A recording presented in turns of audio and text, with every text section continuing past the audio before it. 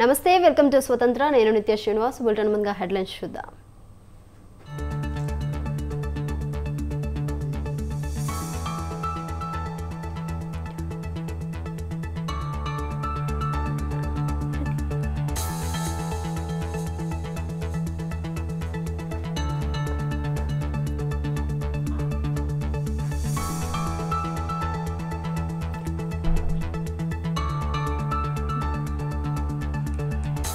దెందులూరులో YCP సిద్ధం సభ 5 లక్షల మంది వస్తారని అంచనా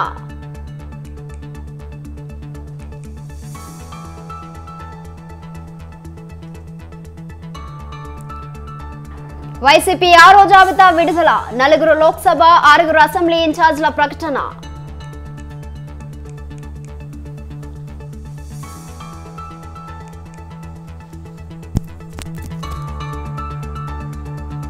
రేపు తెలంగాణ కేబినెట్ భేటీ బడ్జెట్ మరో 2 గ్యారెంటీల అమలుపై చర్చ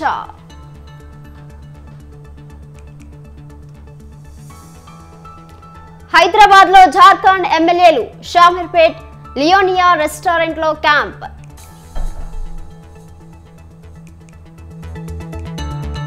కాంగ్రెస్ ఎంపీ టికెట్ల కోసం భారీగా దరఖాస్తులు ఒక్కరోజే 100 అప్లికేషన్ల దాఖలు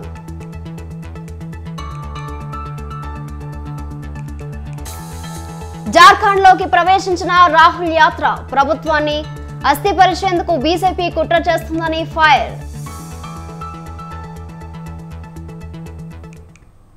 175 అసెంబ్లీ 25 లోక్సభ స్థానాల్లో గెలిపే లక్ష్యంగా పార్టీ శ్రేణులను వైసీపీ అధ్యక్షుడు సీఎం వైఎస్ జగన్ సన్నద్ధం చేస్తున్నారు.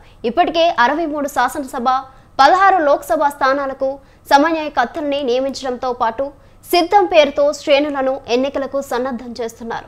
ఇందులో భాగంగా గత శనివారం విశాఖపట్నం జిల్లా భీమిలి వేదికగా ఎన్నికల సమరానికి శంఖం పూరించారు. ఇవాళ ఏరులో సిద్ధం 2వ సభ నిర్వహిస్తున్నారు.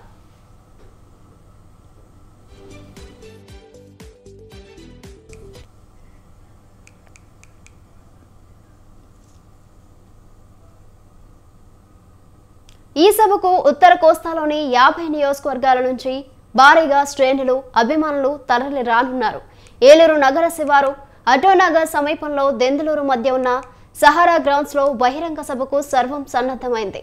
110 ఎకరాల సభా ప్రాంగణం 8 ప్రాంతాల్లో 150 ఎకరాల్లో పార్కింగ్ సెంటర్లతో సర్వం సన్నద్ధం చేశారు.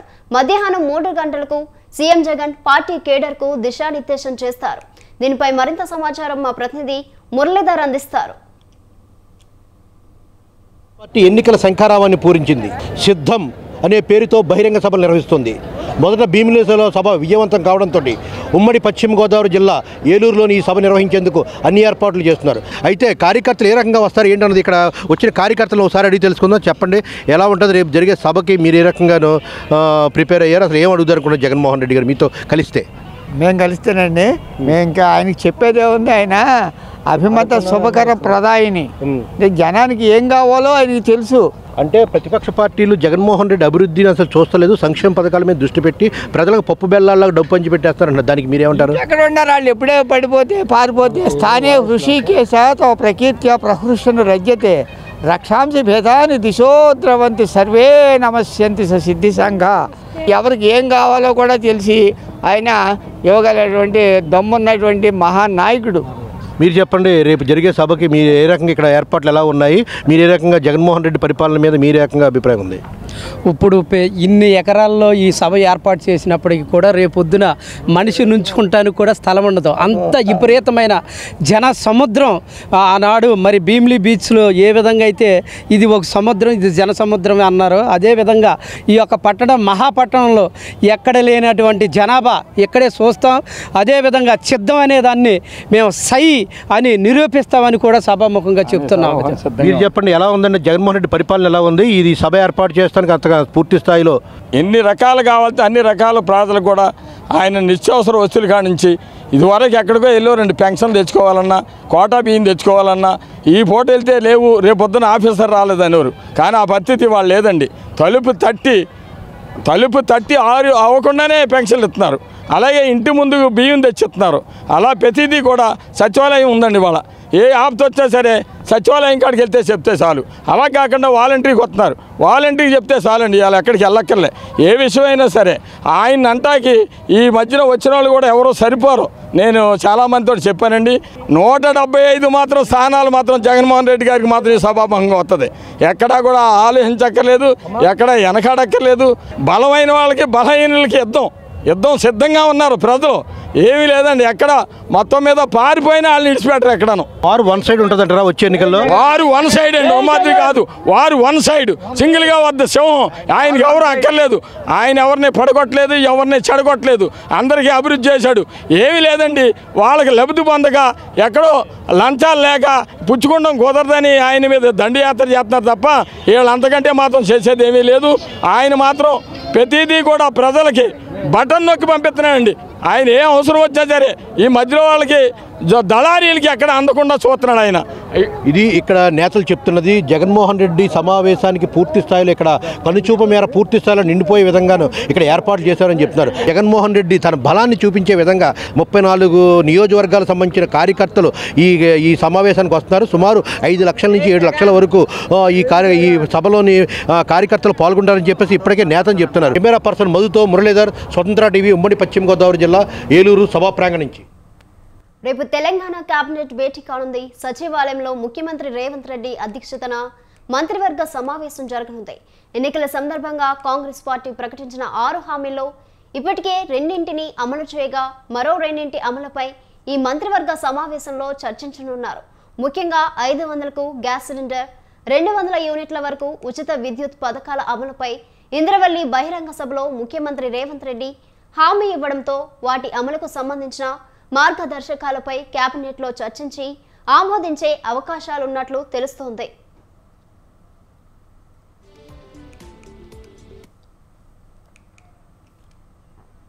దీనిపై మరింత సమాచారం మా ప్రతినిధి వేణు ఫోన్లో అందిస్తారు. వేణు, తెలంగాణ రాష్ట్ర మంత్రివర్గం రేపు సమావేశం కానుంది. ఇందుకు సంబంధించి ఇప్పటికే అన్ని శాఖల అధిపతులకు కూడా సమాచారం ఇవ్వడం జరిగింది.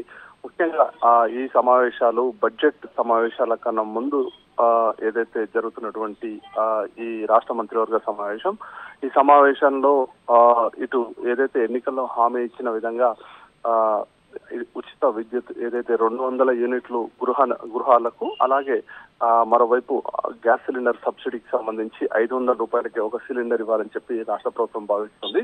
ఇక వీటిపైన నిర్ణయం తీసుకోనున్నారు. ఇక మరోవైపు ఏదైతే ఈ రాష్ట్రంలో ఉన్నటువంటి పలు శాఖలను సమీక్షించినటువంటి రాష్ట్ర ప్రభుత్వం ఇక రానున్న బడ్జెట్ లో ఏదైతే వివిధ శాఖలకు ఏ విధంగా నిధులు కేటాయించాలి ఏంటి అనే దానిపైన కూడా ఈ రాష్ట్ర మంత్రివర్గంలో చర్చించి ఒక నిర్ణయం తీసుకోనున్నారు. ఇక మరోవైపు అసెంబ్లీ సమావేశాలు కూడా బడ్జెట్ సంబంధించినటువంటి సమావేశాలు త్వరలోనే ప్రారంభం కాబోతున్నాయి. ఇందుకు సంబంధించి కూడా ఈ బడ్జెట్ సంబంధించి కూడా కీలకంగా ఈ సమావేశంలో చర్చించే అవకాశం ఉంది. ఎన్నికల్లో హామీ ఇచ్చిన విధంగా 6 పథకాలు ఏవైతే ఉన్నాయో వాటికి మొదటి ప్రాధాన్యత ఇవ్వాలని చెప్పి రాష్ట్ర ప్రభుత్వం భావిస్తోంది. Right Venu, thank you.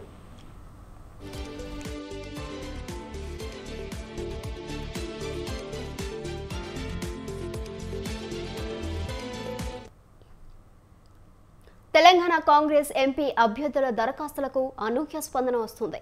ఆశావాహులు Gandhi భవన్కు queue కట్టారు. నిన్న ఒక్కరోజే 140కు పైగా దరఖాస్తులు అందాయి. అత్యధికంగా మహబూబాబాద్, నగర్ కర్నూలు, వరంగల్, పెద్దపల్లి నియోజకవర్గాలకు దరఖాస్తులు వచ్చాయి. హైదరాబాద్ పార్లమెంట్ నియోజకవర్గానికి అత్యల్పంగా దరఖాస్తులు నమోదు చేసుకున్నారు అభ్యర్థులు.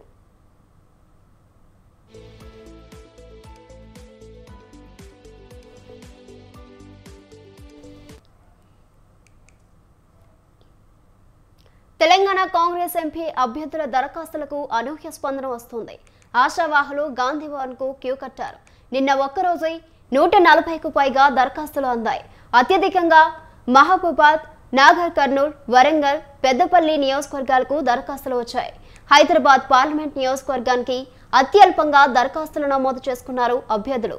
దీనిపై మరింత సమాచారం మా ప్రతినిధి రాజు ఫోన్ లైన్ లో అందిస్తారు. రాజు, రైట్ నిత్య, కాంగ్రెస్ పార్టీ రానున్న పార్లమెంట్ ఎన్నికల మీద దృష్టి పెట్టింది. దానిలో భాగంగానే అభ్యర్థుల నుంచి 17 పార్లమెంట్ నియోజకవర్గాల్లో ఉన్నటువంటి పోటీ చేయాలి, బరిలో నిలవాలనేటటువంటి అభ్యర్థులు ఎవరైతే ఉన్నారో ఆశావాహులు వారు టికెట్ కోసం ఆశిస్తున్నటువంటి నేతలకు కూడా దరఖాస్తు చేసుకోవాలి అనేటటువంటిది చెప్పడం అనేది జరిగింది. ముఖ్యంగా బీసీ అలాగే జనరల్ స్థానానికి కూడా 50,000 దరఖాస్తు ఫీజు నిర్ణయించింది. దాంతో పాటుగానే ఎస్సీ ఎస్టీ నియోజకవర్గాలకు అభ్యర్థులకు కూడా దరఖాస్తు ఫీజు 25,000గా నిర్ణయించింది. ఈ రోజుతో ఈ యొక్క దరఖాస్తుల గడువు ముగియనుంది. ఇవాళ సాయంత్రం 6 గంటల వరకు కూడా ఈ యొక్క దరఖాస్తు చేసుకునేటటువంటి సమయం అయితే ఉంటుంది. మొన్నటి వరకు కూడా 47 వరకు వచ్చినటువంటి దరఖాస్తులు నిన్న ఒక్కరోజే 100కు పైగా దరఖాస్తులు రావడం అనేది అయితే జరిగింది. ముఖ్యంగా ఓవరాల్ గా అన్ని పార్లమెంట్ నియోజకవర్గాల్లో అత్యధికంగా చూస్తే భువనగిరి, నల్గొండ, ఖమ్మం, అలాగే నాగర్ కర్నూలు, పెద్దపల్లి నియోజకవర్గాల నుంచి కూడా అత్యధిక ఈ యొక్క దరఖాస్తులు చేసుకోవడం అనేది జరిగింది. దీంతో పాటుగానే అత్యల్పంగా హైదరాబాద్ పార్లమెంట్ నియోజకవర్గానికి అత్యల్పంగా ఈ యొక్క దరఖాస్తులు రావడం అనేది జరిగింది. ఏది ఏమైనప్పటికీ సీనియర్లు కూడా పోటీ పడతా ఉన్నారు. ఇప్పటికే ఇటు భువనగిరి నియోజకవర్గం చూసుకుంటే చామల టీపీసీసీ ఉపాధ్యక్షులుగా ఉన్నటువంటి చామల కిరణ్ కుమార్ రెడ్డి, అలాగే తీన్మార్ మల్లన్న, చెరగాని దయాకర్, నగేష్, ఇతర నాయకులు దరఖాస్తు చేసుకోగా నల్గొండలో నల్గొండ పార్లమెంట్ నియోజకవర్గానికి సంబంధించి పటేల్ రమేష్ రెడ్డి, అలాగే జానారెడ్డి కుమారుడు జైవీర్ రెడ్డి కూడా దరఖాస్తు చేసుకోవడం జరిగింది. దాంతో పాటుగానే ఇతర నాయకులు కూడా పోటీ పడతా ఉన్నారు. ఖమ్మం నియోజకవర్గానికి సంబంధించి సోనియా గాంధీని నిలబెట్టాలనేటటువంటి భావనలో కాంగ్రెస్ పార్టీ ఉంది. అక్కడికి సంబంధించి కూడా తెలంగాణలో ఏదో ఒక స్థానం నుంచి సోనియా గాంధీ లేదా ప్రియాంక గాంధీని నిలబెట్టాలనేటటువంటి యోచన చేస్తూ ఉంది కాంగ్రెస్ పార్టీ. దానిలో భాగంగానే పెద్ద ఎత్తున ఇటు ఖమ్మంలో పోటీ చేస్తారనేటటువంటి ప్రచారం కూడా ఊపందుకుంది. ఇదే నేపథ్యంలో సీనియర్లు సైతం ఖమ్మం పార్లమెంట్ నియోజకవర్గ టికెట్ కోసం ఆశిస్తా ఉన్నారు. దానిలో మాజీ పిసిసి అధ్యక్షుడిగా పనిచేసినటువంటి విహెచ్, మాజీ కేంద్ర మంత్రిగా పనిచేసిన రేణుకా చౌదరితో పాటు ప్రస్తుతం మంత్రిగా కొనసాగుతున్నటువంటి పొంగులేటి శ్రీనివాస్ రెడ్డి సోదరుడు పొంగులేటి ప్రసాద్ రెడ్డితో పాటు డిప్యూటీ సీఎం భార్య నందిని కూడా, బట్టి విక్రమార్క భార్య నందిని కూడా దరఖాస్తు చేసుకోవడం అనేది జరిగింది. వీరితో పాటుగానే ఇతర నాయకులు కూడా ఆ ఖమ్మం టికెట్ ఆశిస్తా ఉన్నారు. ఓవరాల్ గా ఏది ఏమైనప్పటికీ మరోవైపు మల్కజ్గిరి టికెట్ కూడా కాంగ్రెస్ పార్టీ శ్రేణులు పెద్ద ఎత్తున ఈ యొక్క దరఖాస్తులు రావడం అనేది జరిగింది. ఓవరాల్ గా ఈ రోజు సాయంత్రం 6 గంటలకు ఈ యొక్క దరఖాస్తుల గడువు అయితే ముగియనుంది. అయితే ఈ రోజు కూడా ఈ యొక్క దరఖాస్తులు పెద్ద ఎత్తున వచ్చేటటువంటి అవకాశం ఉందనేది అయితే గాంధీ వర్గాలు అంచనా వేస్తా ఉన్నాయి. ముఖ్యంగా అసెంబ్లీ ఎన్నికల్లో అనుసరించినటువంటి వ్యూహాత్మకంగానే ఈ పార్లమెంట్ ఎన్నికల్లో కూడా కాంగ్రెస్ పార్టీ అనుసరిస్తా ఉంది. ఫైనల్ గా అల్టిమేట్ గా ఒక కమిటీని నియమిస్తారు.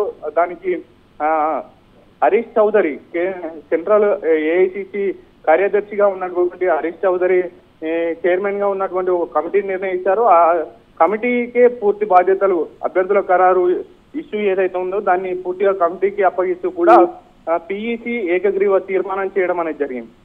ఓవరాల్ గా ఈ రోజుతో దరఖాస్తు ముగియనున్న నేపథ్యంలో పెద్ద ఎత్తున దరఖాస్తులు వచ్చేటటువంటి అవకాశం ఉంది. దాంతో పాటుగానే సునీల్ కనుగోలు టీం ఇప్పటికే సర్వేలు ముమ్మరం చేసింది. ఎవరికి ఏ నియోజకవర్గాల్లో ఫలాఫలాలు ఏ విధంగా ఉన్నాయి, ఏ అభ్యర్థిని పెడితే అక్కడ కాంగ్రెస్ పార్టీ గెలిచే అవకాశం ఉంది, అత్యధిక స్థానాలు గెలవాలంటే ఏ అభ్యర్థిని బరిలో దింపాలనేటటువంటి యోచన కూడా చేస్తున్నటువంటి పరిస్థితి ఉంది. దాన్ని దృష్టిలో పెట్టుకొని సునీల్ కనుగోలు ఫైనల్ లిస్ట్ ను రెడీ చేస్తారు అనేటటువంటి టాక్ కూడా గాంధీ భవన్ లో వినిపిస్తా ఉంది. నిత్య right Raju, thank you. Telangana రాష్ట్ర వ్యాప్తంగా భూ సమస్యల పరిష్కారం కోసం ఏర్పాటు చేసిన ధరణి కమిటీ ఇవాళ సచివాలయంలో సమావేశం కానుంది. వక్ఫ్ బోర్డ్, దేవాదాయ భూములపై ఆయా శాఖలతో కమిటీ ప్రతినిధుల ప్రాధాన్యంగా చర్చించనున్నారు. ఆ రెండు విభాగాలకు రాష్ట్రంలో వేలాది ఎకరాల భూములు ఉన్నాయి. అయితే వీటి సంరక్షణలో జాగ్రత్తలు తీసుకోకపోవడంతో కార్యక్రమంలో వేల ఎకరాల భూములు అన్యక్రాంతమవుతున్నాయి.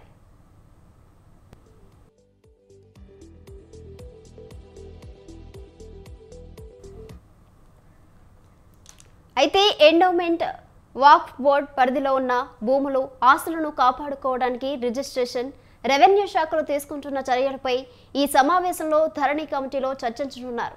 సర్వే, సెటిల్మెంట్ విభాగం ద్వారా రికార్డుల నిర్వహణ, భూభారతి కార్యక్రమం, ల్యాండ్ పార్సల్ మ్యాప్లు, ధరణి పోర్టల్ కింద తీసుకున్న మ్యాప్ల తాజా పరిస్థితిపై ఈ కమిటీ ఆరా తీయనుంది.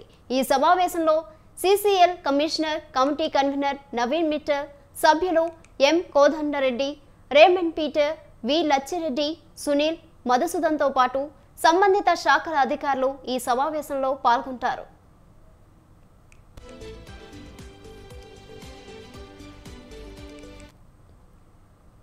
ఏపీలో మరో 6 శాసనసభ, 4 లోక్సభ స్థానాలకు వైసీపీ సమన్వయకర్తలను నియమిస్తూ పార్టీ అధినేత సీఎం జగన్ నిర్ణయం తీసుకున్నారు.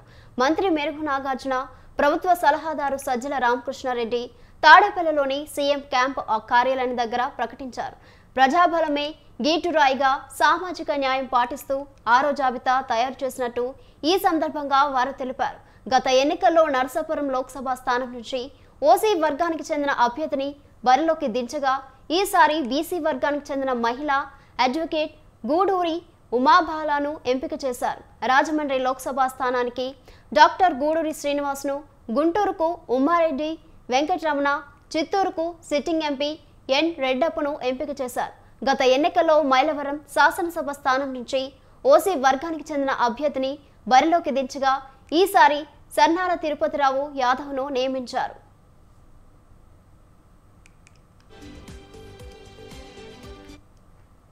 గత ఎన్నికల్లో ఎమ్మిగనూరు శాసనసభ స్థానం నుంచి ఓసీ వర్గానికి చెందిన అభ్యర్థిని బరిలోకి దించగా ఇప్పుడు మాజీ ఎంపీ బుట్టా రేణుకను నియమించారు. మార్కాపురానికి ఎమ్మెల్యే అన్నా రాంబాబు, గిద్దలూరుకు ఎమ్మెల్యే కె నాగార్జునరెడ్డి, గంగాధర నెల్లూరుకు deputy CM K Narayanaswamy, Nellore సీటుకి ఎండి ఖలీల్ను నియమించారు. వీరి నియామకంలో ఇప్పటి వరకు 63 శాసనసభ, 16 లోక్సభ స్థానాలకు సమన్వయకర్తలను కొత్తగా నియమించినట్టయింది.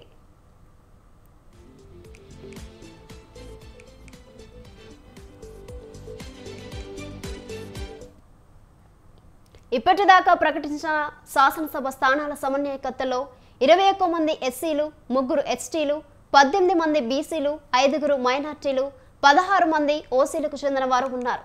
16 లోక్సభ స్థానాలకు నియమించిన సమన్వయకర్తల్లో బీసీలు 9 మంది, ఎస్సీలు 2, ఎస్టీ 1, ఓసీలు 4 ఉన్నారు. ఈసారి వెలువరించిన జాబితాలో 5 కొత్త వారు ఉన్నారు.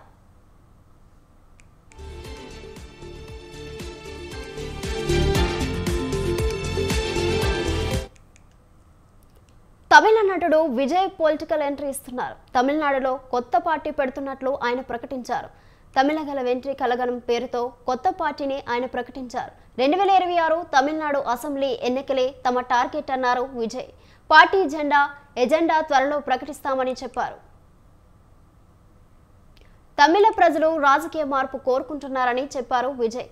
సామాజిక, ఆర్థిక సంస్కరణలు రాజకీయ అధికారంతోనే సాధ్యమని చెప్పారు. ఇందుకోసం తాను వచ్చే అసెంబ్లీ ఎన్నికలకు పోటీ చేస్తున్నట్లు చెప్పారు. ఈసారి లోక్సభ ఎన్నికలకు దూరంగా ఉంటానన్నారు. ఈ ఎన్నికల్లో ఎవరికీ మద్దతు ఇవ్వడం లేదని స్పష్టం చేశారాయన.